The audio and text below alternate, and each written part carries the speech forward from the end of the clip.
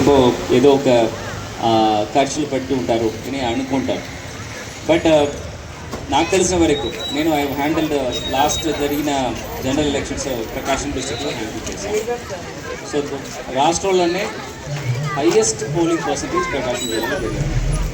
అంటే మనకున్న assembly elections కానీ ఆర్ అక్కడ జరిగిన ఎంపీ ఎలక్షన్స్ అంటే పార్లమెంట్ ఎలక్షన్స్లో కానీ ఆంధ్రప్రదేశ్లో హైయెస్ట్ టర్న్ అవుట్ తీసుకురాగలిగాం. అంటే దానికి ముఖ్యమైన కారణం ఏంటంటే అప్పుడు ప్రజల దగ్గర వెళ్ళి ఈ విషయాలు చెప్పడము, ఎస్పెషల్లీ యంగ్ ఓటర్స్ ఎవరెవరు ఫస్ట్ టైంగా ఓటు హక్కు గుర్తించిన పిల్లలు పవర్లు అందరూ కూడా దాదాపుగా 80-85% వచ్చి ఓటేసారు. సో ఆ బాధ్యత ఎప్పుడు మనం సిటిజన్స్ తీసుకుంటున్నామో అక్కడ చాలా మార్పు జరిగింది.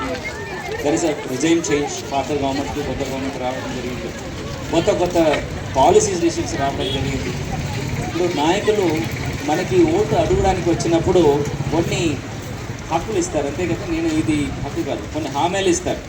దట్ నేను వస్తే నేను ఇది చేస్తాను మీకు. అది ఎట్లా చూస్తుంది? మీ ఎలాంటి వాళ్ళ నుంచి ఇచ్చిన ఫీడ్బ్యాక్ ఉంది.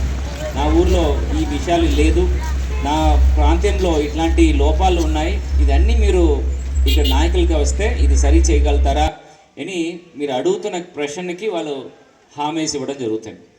ఇదే ఒక ప్రజాస్వామ్యం లేని ఒక దేశంకి వెళ్తే వాళ్ళకి నచ్చిన విషయాలు ఏముంటుందో, వాళ్ళు ఏది కరెక్ట్ అని అనుకుంటున్నారో దాని గురించి వాళ్ళు అక్కడ పాలసీ ఇంప్లిమెంటేషన్ చేస్తున్నారు. సో